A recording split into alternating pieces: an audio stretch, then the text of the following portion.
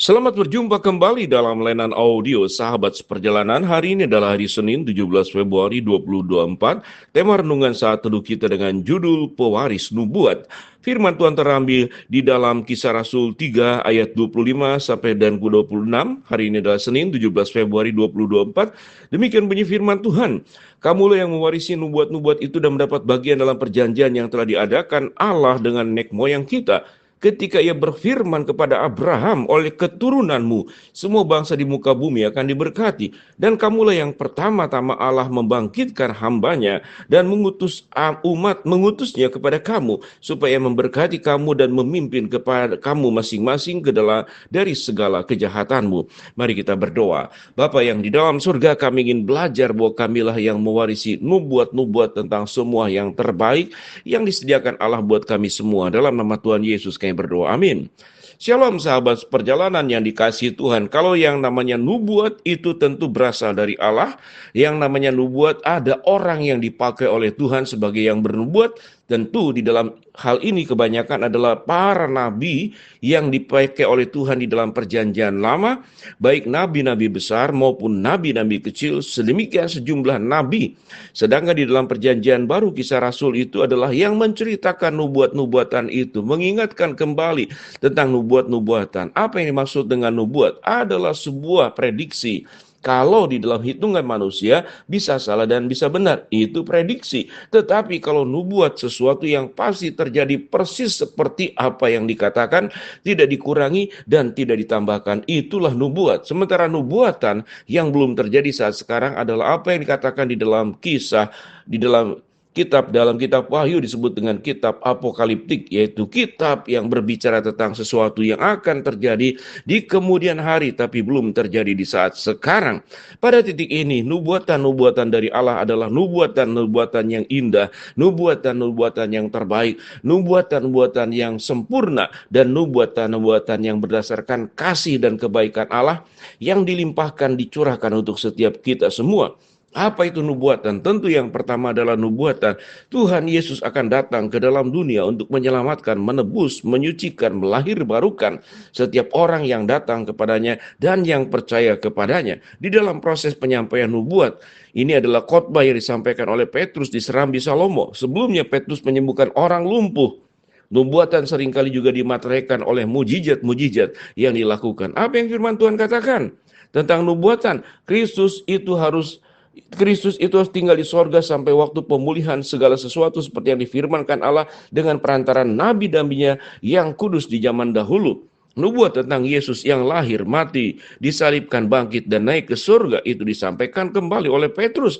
Kristus itu harus tinggal di surga sampai waktu pemulihan. Tentu pada ayat yang sebelumnya, setelah Kristus ke surga dikatakan Roh Kudus itu akan dicurahkan, dilimpahkan.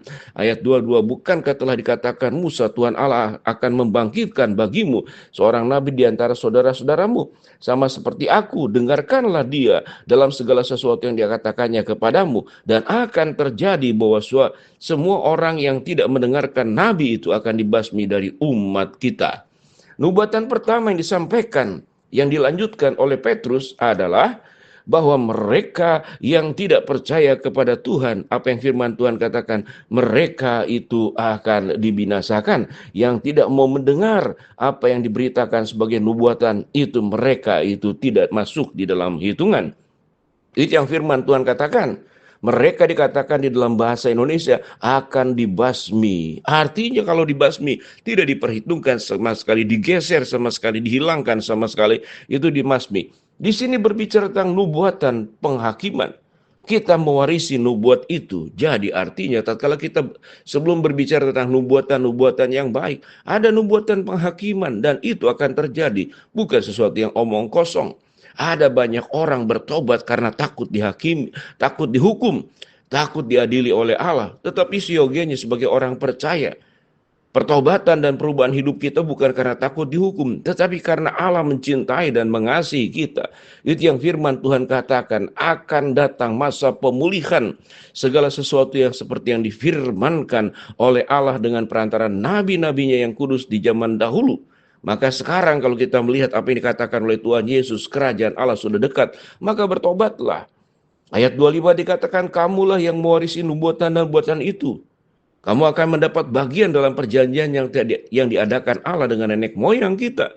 Ketika ia berfirman kepada Abraham, oleh keturunanmu, semua bangsa di bumi akan diberkati. Kita adalah orang-orang keturunan Abraham secara rohani. Dan firman Tuhan berkata, kita akan dipulihkan, kita akan diberkati. Itulah pewaris nubuat yang kita akan terima. Ayat 26 dikatakan, dan bagi kamulah pertama-tama Allah membangkitkan hambanya dan mengutusnya, yaitu Kristus kepada kamu, supaya ia memberkati kamu dan memimpin kamu masing-masing kembali dari segala kejahatanmu. Kita bertemu dengan kasih Allah, kita bertemu dengan pengadilan dan hukum Allah, kita bertemu dengan tawaran Allah, dan kita akan merespon. Bagaimana respon yang kita akan lakukan? Apakah kita akan berhenti dari segala kejahatanmu yang seperti firman Tuhan katakan?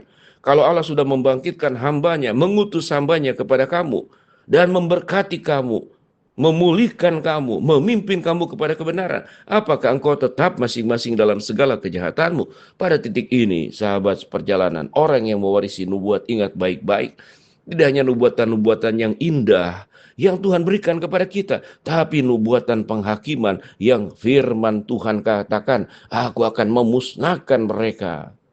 Lalu firman Tuhan mengatakan, engkau dengan segala kejahatanmu engkau tidak menerima, maka engkau akan dibasmi dari umat kita yang membuka diri untuk menerima keselamatan yang dari Allah. Dan setelah menerima keselamatan dari Allah, apa yang firman Tuhan katakan, supaya ia memberkati kamu dan memimpin kamu masing-masing kembali dari segala kejahatanmu. Orang yang sudah ditebus oleh Kristus, maka dia harus berjuang untuk meninggalkan segala kejahatannya di dalam segala bentuk. Karena kita pewaris nubuat, yaitu berkat Allah. Kita bukan pewaris nubuat yang namanya itu penghakiman Allah.